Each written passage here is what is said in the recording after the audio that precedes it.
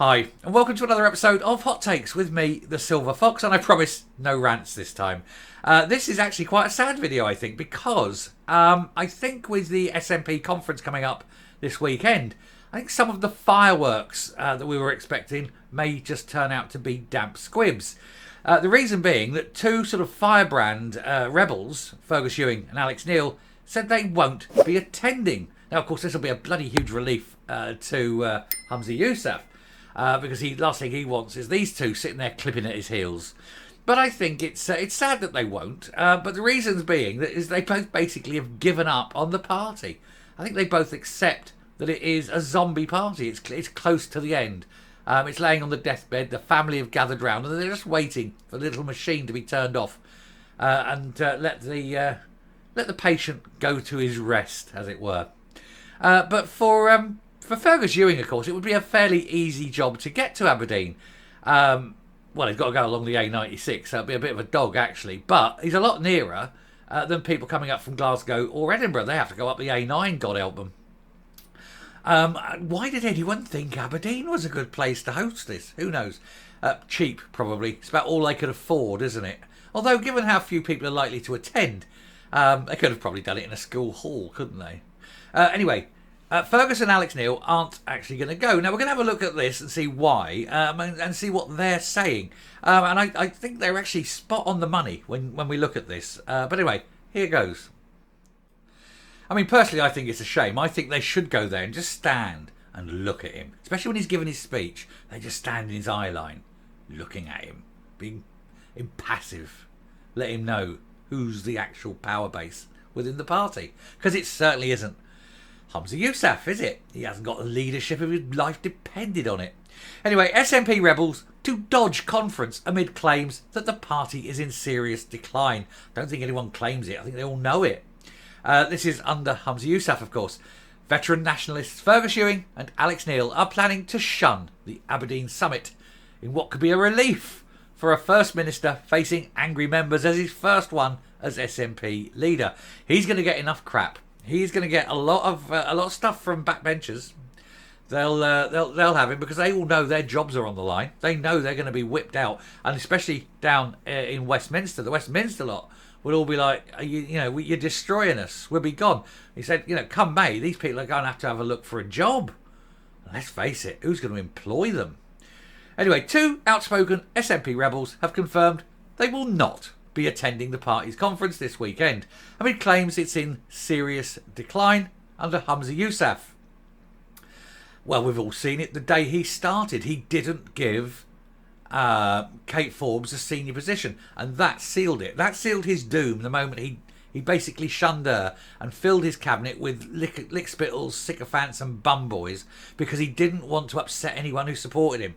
He didn't bring in anyone from the opposite side. He should have certainly brought Kate Forbes in a senior position, and that way he'd have brought both halves of the party together. Of course, he hasn't got the political nous to do that, and that is why he's in such a shit state. Fergus Ewing has said that he will be shunning the Aberdeen conference in order to focus on constituency matters. Hard-working man for his constituency that he is. But in a tirade to explain his non-attendance, he claimed the nationalists were facing one of their worst crises in more than 40 years. The Inverness and Nairn MSP is currently appealing a 1-week suspension from the SNP. I don't know what the appeal will do. He can't get the week back, can he?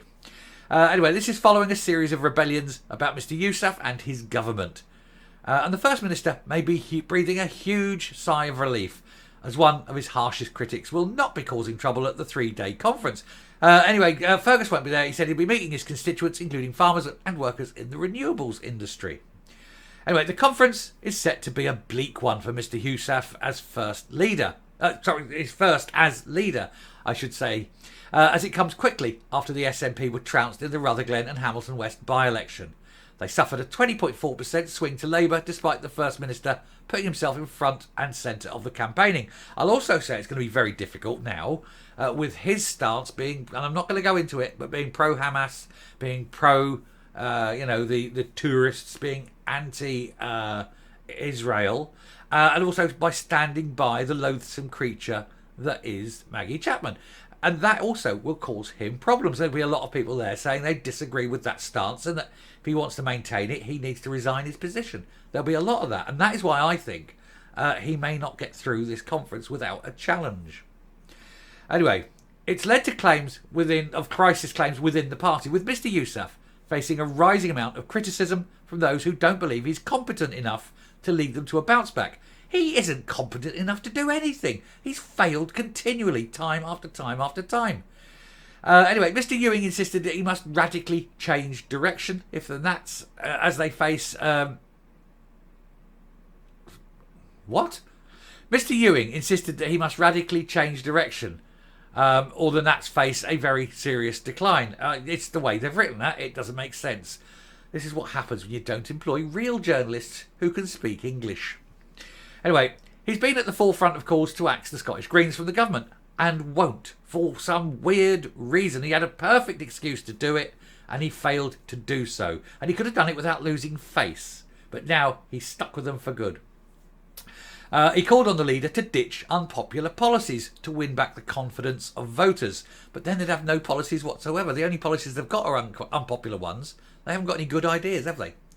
Instead, they must focus on issues such as the economy, the cost of living, health and education, and stop blathering on, of course, about independence, which is not going to happen. Mr. Ewing told the Press and Journal he has a relatively short window between now and Christmas to turn this around. I think he's got a very short distance between now and next Wednesday to turn this around.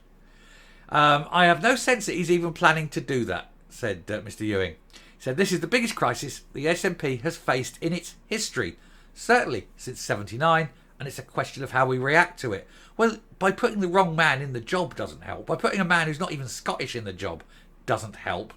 You know, he's got no alignment with Scottish ideals.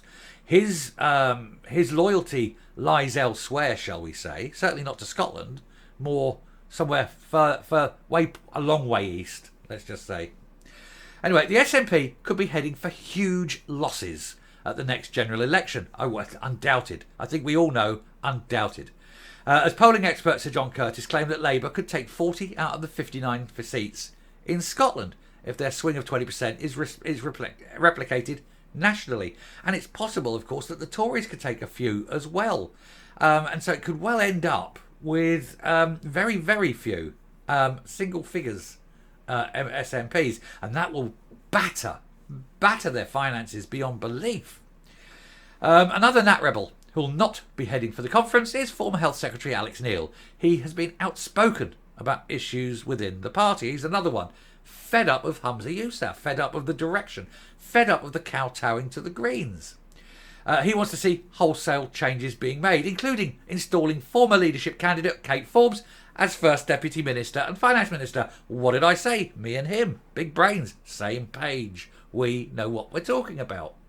And of course, for Kate to be Deputy First Minister means she's only one step away from being where she needs to be, which is, of course, First Minister. Mr. Neil said, I believe, well, not First Minister, but certainly party leader. Anyway, Mr. Neil says, I believe the situation can be turned around. Oh, he's optimistic, isn't he? He's been on it. He said, we don't need to be facing doomsday next year if we get our act together and get it together quickly. Well, if you want that, you have to ditch Useless. You have to ditch him now. You need someone in, and you need someone to embed and have time and save the party. And you've got to do it now. Otherwise, you've got 5 years, with only like single-figure MPs at Westminster. It's your job. I want to see the infighting. I want to see another leadership challenge. I want to see them all a cat fight, hissing, spitting, and hopefully Humza Yousaf losing, and then being offered a tiny, tiny role in government. And he'd probably take it because he's got no sense of shame, has he? Anyway, an SNP spokeswoman said, now more than ever, people across Scotland need an alternative to the damaging Westminster system, responsible for the cost of living crisis, which has nothing to do with Westminster. It's all to do with Mr. Putin, of course.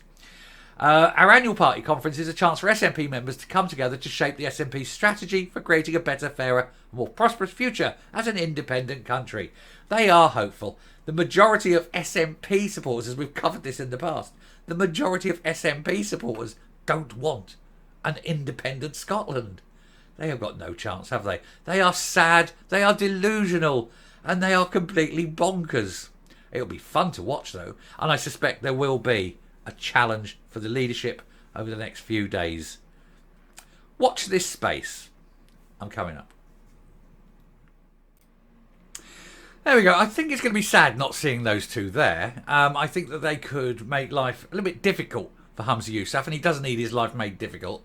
He hasn't had a great start, has he? But it's not surprising. He just has no intelligence. There's nothing behind those eyes. He gets it wrong every single time, as evidenced with the Hamas thing. He got that wrong straight away. But every other thing, every job he's had, failure. Everything he's done, failure. And now he's standing there. He hasn't got anything to say. He's got no policies. He knows most of the people in that room disagree with him on his take on what's happened. And there's a lot of them in that room will be looking at him going, you need to go. We need to change direction. We need a new leader because I want to keep my job. I do hope there's a challenge. Anyway, I shall finish there. Thank you very much for watching. I hope this has been entertaining enough for you to hit that subscribe button. I hope you definitely hit the like button. And until next time, stay safe, stay well, and keep watching, folks, because there's more to come. Thank you very much, and goodbye.